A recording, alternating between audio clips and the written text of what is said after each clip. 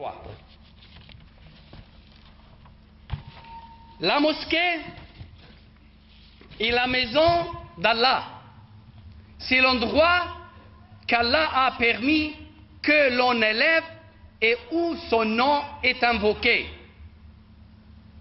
Par rapport aux mosquées, ce qu'Allah nous a ordonné à faire, c'est d'élever les mosquées, élévation matérielle et élévation morale.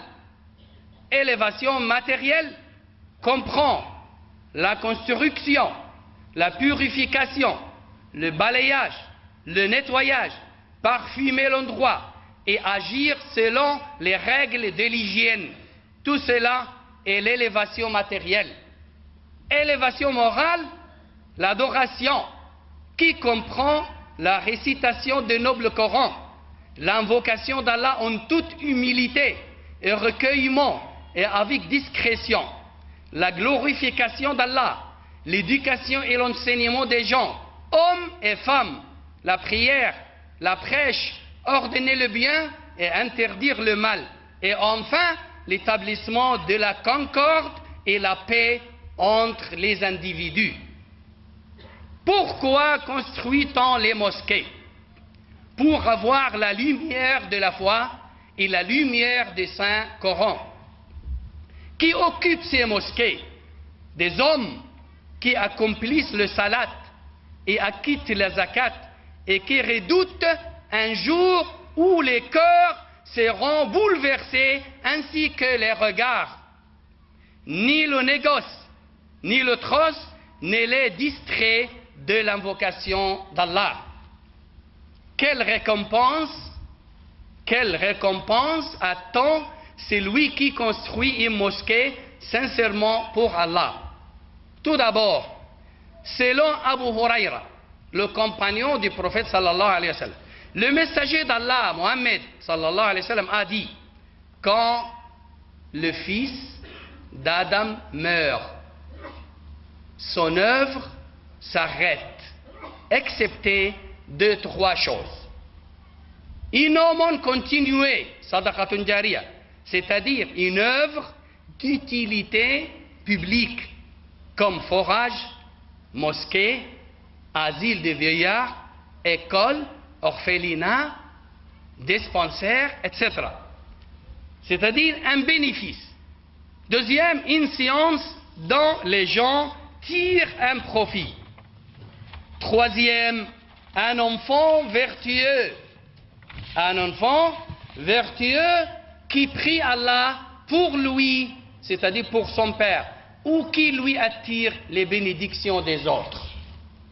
La construction d'une mosquée est l'aumône continuée la plus aimée par Allah. Le prophète sallallahu alayhi wa sallam dit: quiconque construit une mosquée en souhaitant l'agrément d'Allah, il lui construit une maison au paradis. Bukhari. Dans une autre version, il dit: quiconque construit une mosquée pour Allah, même de la taille d'un nid d'oiseau pour ses œufs, Allah lui bâtira une maison au paradis. Aimer le Coran, aimer faire le bien. Une maison, c'est un palais, un château. Ce n'est pas comme les maisons d'ici. Les palais du paradis, une brique en or, une brique en argent, et le ciment, c'est le musc. À l'époque du prophète sallallahu alayhi wa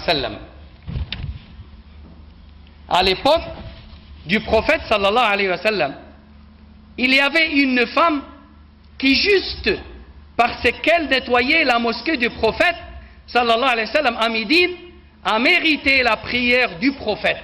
Et donc, par la suite, Allah lui pardonna ses péchés parce que l'invocation du prophète est acceptée par Allah. Et à notre époque, je vous raconte une histoire d'une femme musulmane indonésienne.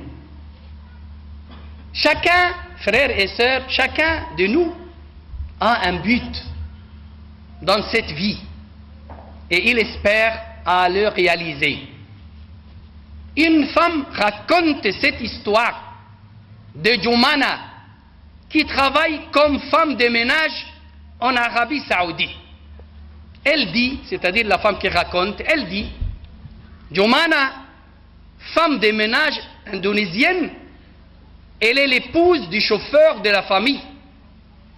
Je la voyais chez une de mes amies très fatiguée, épuisée et travaillait lentement.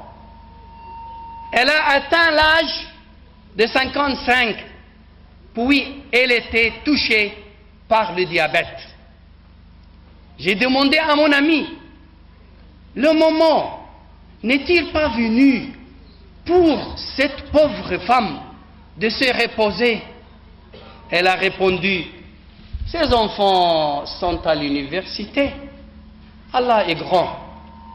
La dernière fois que je lui ai demandé de me donner des nouvelles de Jumana, mon ami sourit et il dit, Jumana s'est soulagée et elle est actuellement dans son foyer en Indonésie, elle ne travaille plus. Je lui ai dit, elle a le droit de se reposer. Elle a le droit de se reposer. Elle s'est fatiguée trop. Jumana, elle reprit. Jumana a cessé de fonctionner après avoir atteint son objectif. Je lui ai dit, quel était son objectif? L'éducation de ses enfants? Ont-ils reçu leur diplôme? Mon ami s'est dirigé vers un tiroir et surgit une image de très belle et petite mosquée. À l'entrée de cette mosquée, il y avait une pierre en marbre sur laquelle écrit au mot en gras mosquée de Jumana. Jumana, la femme de ménage, avait un noble but et un objectif ambitieux. Elle a rêvé et a ensuite souhaité qu'Allah ouvre ses portes pour qu'elle réalise son objectif. Elle a suivi le désir par une action acharnée malgré sa santé détériorée. Frères et sœurs, quels sont nos objectifs? Nous qui lisons le Coran avec habileté et nous qui comprenons bien ce que Allah veut nous dire, qu'Allah nous dirige vers la bonne voie. اللهم إنا نسألك الجنة وما قرب إليها من قول وعمل. اللهم اجعلنا هداة مهديين ولا تجعلنا ضالين ولا مضلين. اللهم اجعلنا ممن يستمع القول ويتبع أحسنه. اللهم فرج عنا ما نحن فيه. اللهم فرج عنا ما نحن فيه. اللهم فرج عنا ما نحن فيه. اللهم وفق إخواننا المسلمين في كل مكان. اللهم أطعم جائعهم واكس عاريهم. اللهم أسق العطش منهم. اللهم اشف المريض منهم. اللهم تغمد الميت منهم برحمة من عندك يا رب العالمين. واجز صاحب هذا المسجد خير الجزاء هو وزوجه وولده وصهره. نسأل الله لنا ولكم الستر والتوفيق في الدنيا والآخرة. إن الله يأمر بالعدل والإحسان وإيتاء ذي القربى وينهى عن الفحشاء والمنكر والبغي يعظكم لعلكم تذكرون.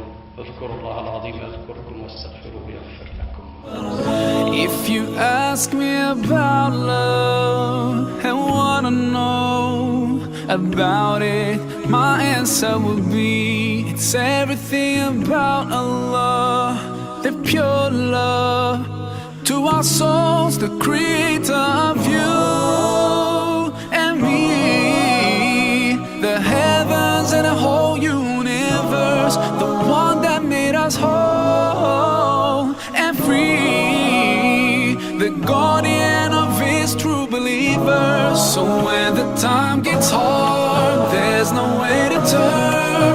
As he promised, he will always be there to bless us with